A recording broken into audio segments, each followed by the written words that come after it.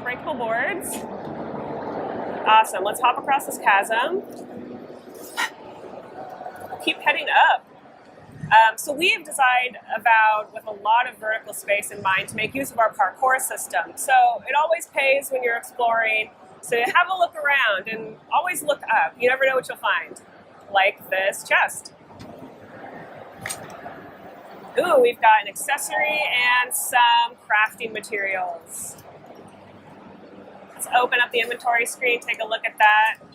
So that's going to be Night Mistress's favor. This is going to give us additional essence for standing next to our companions.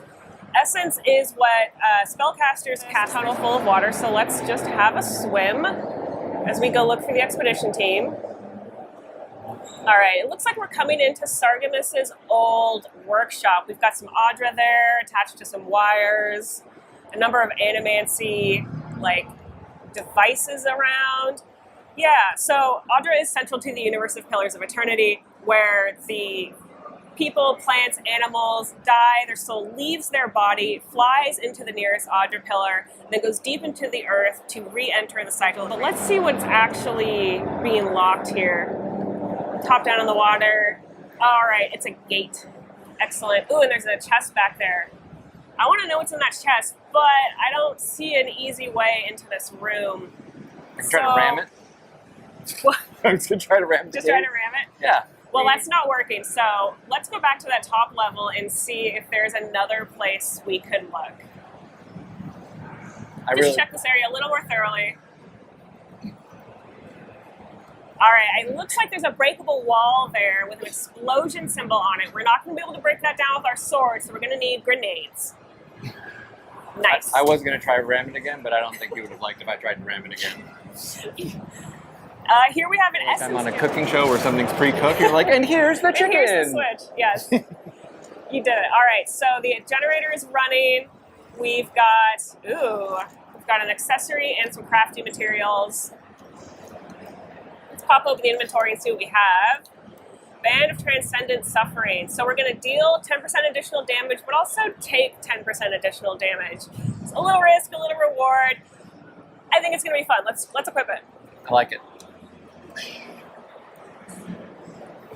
All right, back to swimming, following our quest beacon here. It looks like we're coming up on Sargamis's library, an enormous library, which is pretty impressive in the world of Eora, where there is no printing press, so all these books are handwritten. It looks like we also have a number of red dots in our mini-map in the top left corner.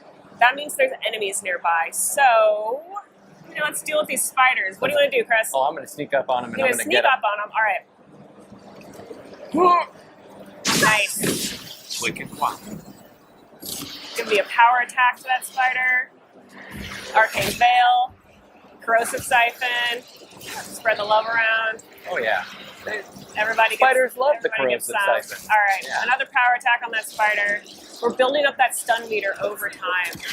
That's going to allow us to do a special attack when the stun meter's full. Looks like Kai's done his companion ability, and now he's taunting that spider, drawing aggression away from us, which is very nice. And now we get that special attack. Hit it with some electricity. And a little bit of electricity grenades. Back off and finish it with the wand. Awesome. Easy. Nice job. Thank you. All right, let's keep moving. Ooh, it looks like we've got a blocker here, some webs in the way. Thankfully, Kai has an ability that will let us get right past that. Let's use Kai's Fire Starter ability. Yeah, burn him down with Corrosive Siphon. Get all my health back. Looking good. Arcane Veil's active. We're healed again. Kai's getting in the mix. Good. Oh, we got Bristling Frost. Excellent. So we're dealing with some accumulated frost damage. Oh, I'm going to get the Zorup up here. Thinks he's cheeky. Where'd he go? There he is. Running away from us. Did he jump up there? No. Beetle left? Yeah, the beetle's left. Little beetles. Oh, he's so fast. He's nimble. There you go. Nice. And there's something in there these ruins don't want us to get to. Thankfully, there's a wire on the left and a wire on the right. I think those are going to go to the essence generators. So the one on the left was going below us. Let's pop down there and see what we can find. Yes, there Aha. it is. All right, that's one down. Where's the other? Should be close by. It was right off to the right. Oh, there it is in that gap. What? Oh, On the left. Right on the there, left. right there. Yeah, there it is. Got it. Boom. Nice. That must have- All right, with both those sigils activated, the gate is open. We can get our prize from the sarcophagus. Bitter bonding. Let's check that out. All right. All right, 10% of weapon damage restored as health. This is going to be super helpful for us as blood mages. So as we're doing damage, we're going to get a little bit of health back. That sounds fun to me. Let's equip it. You got it. I think we've got some rangers on the left. We should deal with them right away. Yeah, they're going to be no fun. Raining arrows down on us. All right, that's one down. Power attack. Oh, a grenade nice. as he jumped. Nice. That was Like, stylish. with the lightning. Very Oh, is there one stylish. Is there another one? I'm being sloppy. Where'd he go? There he is. Oh, it's this guy, Really, that's why. Oh, it's the fighter. Yeah. Yes, absolutely. We got something for him. All right, so he's got a shield, That wasn't which it. means we're going to need to break his defense in order to deal damage to him. That's why And then Chris is using a Kai's- power attack here. Oh. Chris is going to use Kai's companion ability to hit that skeleton, and he's toast. Now we've got a mini boss, the Godless Executioner. Try again. Try again. It's okay. He'll get me one day. This guy hits hard, and he has a very extensive range, so we want to He did get me. stay. He did get me a few We want to times. stay out of his reach. Ooh, it looks like he's being healed.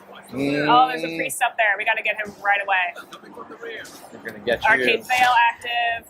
Corrosive Siphon. Melting you down. No more healing. Melt down We're that done with priest. Excellent. All right, now we can finally do some damage to the Godless Executioner. And Kai finishes him off. Thank you, Kai. Such a good buddy. Well, we still got a few more skeletons to mop up. All right, hit him with a electric lily. Oh, We're going to need to break his defense before we can do Yeah. some damage on him. All right. I have to stop messing around. One Oh, moment. Chris. One moment. There you go. Get Corrosive that health back. Oh, it didn't work. I got potions. All right. Resorting at? to a They're up potion. here. I can't believe it. I know. It's the first time all day too. All right, there's the ranger. This. And Another this. electric lily. Yes. Come into my electric pool of fun. You, sir. I've had it with you. Yes. Oh, Bristling Frost does it again. All right, Kai. I need some help. Thank you. Thankfully, And Kai's again. here to give us a hand. Boom. See? Awesome. You're So we worried? built up something more to find in this area, so we maybe need to look around. Hey, I see a purple crack in the floor. There it is. What's that? Yeah, what's that? Let's crouch down Sneaky through this sneak through ivy. I bet there's something back here. Ooh, a hole in the floor. Perfect. Something's not right. Kai does not like Take the a look. I've been vibes. gone some time. Do you carry the splinter of Aethys? I found the bodies of the expedition team in your workshop. Did you kill them? Ah, I did not expect you to be so thorough in your explorations. Nevertheless, I am impressed. As to whether I killed them, well, that is a matter of semantics. Does death occur the moment the heart ceases beating, or when the soul is broken upon the wheel? In one sense, then they are quite dead. In another, they remain very much alive. In either case, they have entered a state of change, and the impetus was mine. Let's see. It looks like we passed this perception check. You're going to put their souls in your statue, aren't you? Yes, you and you alone see my purpose clearly. You see, I have given them the opportunity to be part of something larger than themselves. With your help, I shall give them a new commission. To prosecute the redemption of a god. How do you expect to redeem Aethys? Do you carry the relic I asked you to collect? I do carry We it. do, we do. Excellent. The relic you have retrieved was stolen from Aethis's body. He is bound to it, or it to him. And before the events at Ukaizo, he would speak to me through it. He speaks to me no longer, but I believe he resonates with the splinter yet, as I do. If I am correct, when it is placed in the statue, the magnifying power of the Ardra will draw him into it, and he will be trapped. Locked into the reliquary, with a chorus of furious souls acting as his conscience. He will finally begin the work of making right all the wrong he has done. All that is left is for you to... Any moment. Oh, my God, Aethys, are you there? No, it's not working. How long was he working on this again?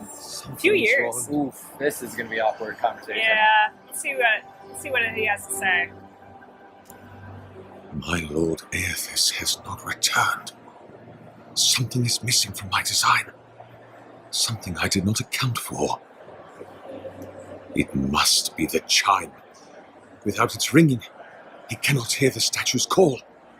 My Kafir, you won't feel a thing. Give him All right, a good moment luck. to get settled. Ooh, he's fast. He is fast. See, he's just acting like he's old. He's not that old. Building up some good stun. I'm a little out of breath. Ooh. I'm out of breath.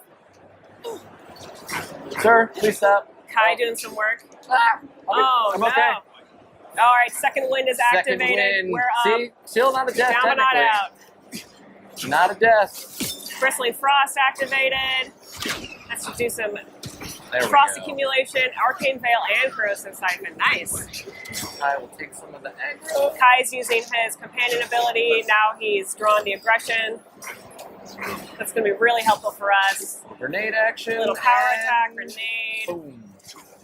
Kai gets that. Oh. Instead, Avowed's world is made up of open zones, large geographical areas that are interconnected with other large areas, the same way Obsidian's The Outer Worlds is. At least in the first of Avowed's areas, that means that developer Obsidian has put a focus on making sure that the entire space provides interesting adventures. Whether you're chasing side quests handed out by random characters populating the living land's biggest city, Paradis, or just rambling through the area to see what's there, there are plenty of rewards for exploration. That looks like a totem to your burned queen.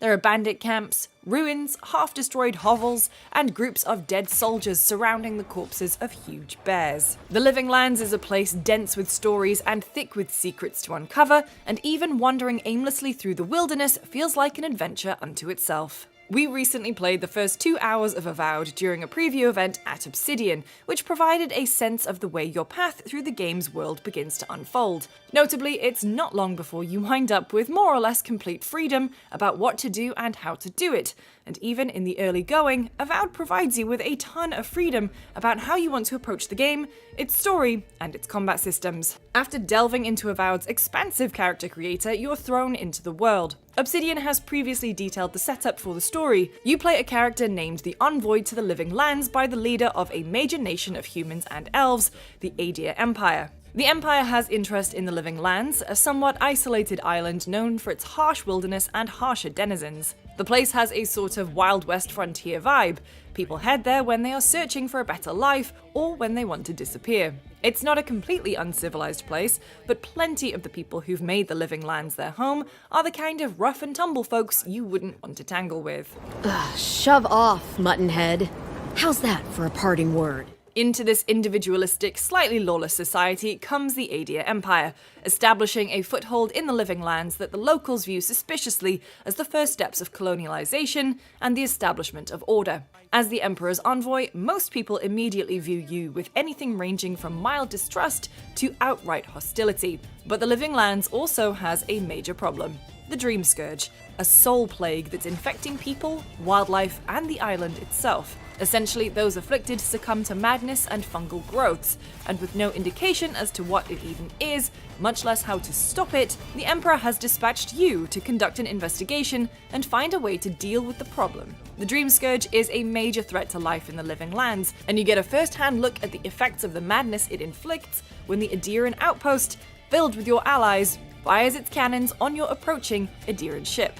You survive the wreck and find another crewmate on the beach, and together head to the outpost to find a way to continue your journey to the Living Lands. This early tutorial section of the game is mostly about fights with Zarup lizard people, who've taken up residence in the outpost after all the soldiers seem to have lost their minds and murdered each other. Right from the start, Avowed emphasizes its open class approach to combat. Part of character creation is picking your backstory as the envoy, with options like setting yourself as a war hero or arcane soldier, and what you pick determines your starting weapon. You're not locked into that choice, however, and as soon as you start finding other options like spears, pistols, swords, shields, and spell-slinging grimoires, you can wield them with no prerequisites or requirements. I previously got to try Avowed's combat during an hour-long preview at a Los Angeles Gamescom event, but that demo provided a shorter and more focused look at fighting within the game, with character builds that were set ahead of time by developers. Starting from scratch, things felt a lot more open. I quickly tossed my starting dagger for a sword and grimoire so that I was able to slice through enemies or blast them with a flamethrower from my hand,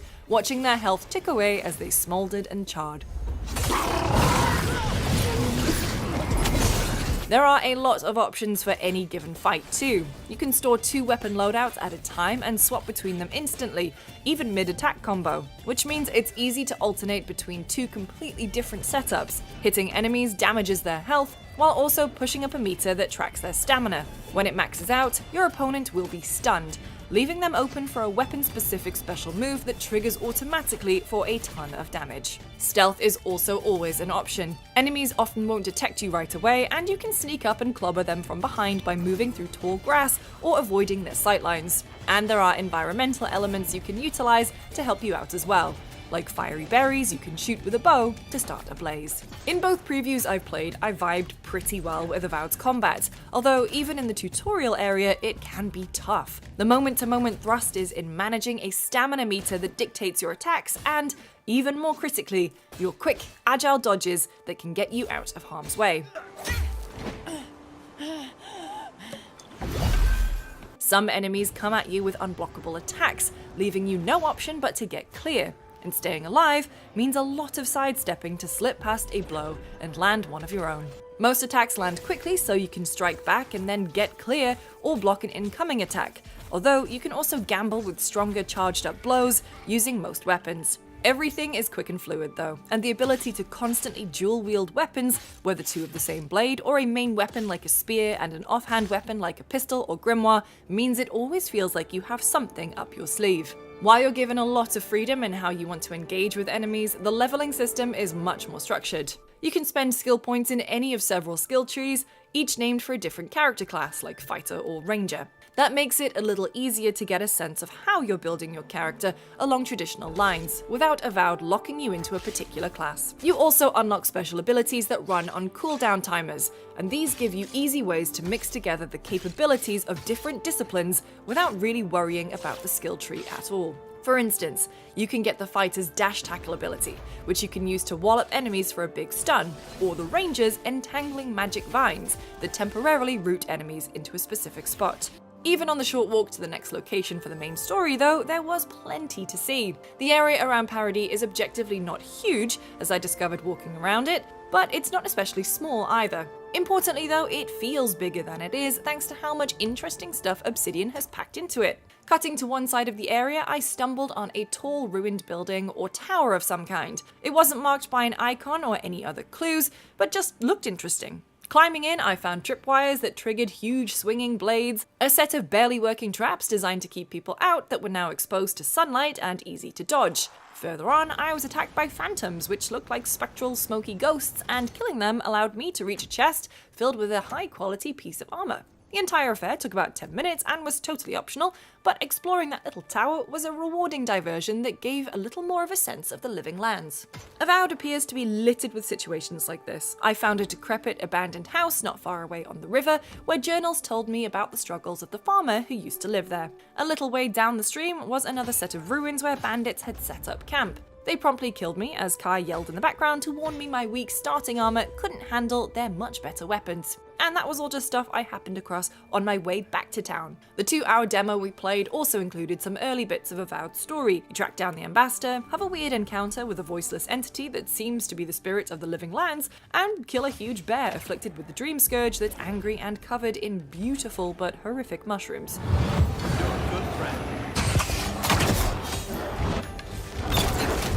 Those points are compelling, but maybe even more so are the little things that Obsidian has seeded throughout the living lands that you might miss, like that ailing farmhouse or those weird ruins. That also goes for the time you can spend with your companions. It's possible to set up camp at certain places where you can tend to things like improving your gear, and during those moments you can also talk to your pals about whatever's going on in the plot, their backstories, and more. Even 10 steps off the dock, I was surprised at how deep and expansive my camp conversations with Kai could be. There's a ton of story material in these moments, but it's all optional, allowing you to dig as deeply into the narrative and characters as you want.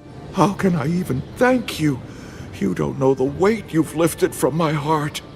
Though we still have only seen a small portion of Avowed, it's the freedom to explore and the density of things to find, whether in combat, out in the world, or in conversations, that has me most intrigued. Avowed feels packed with things to discover for yourself, whether you're following the story or making your own way through the world. What we've seen of the living lands is full of life, and Obsidian's willingness to give you so much to discover that you'll miss.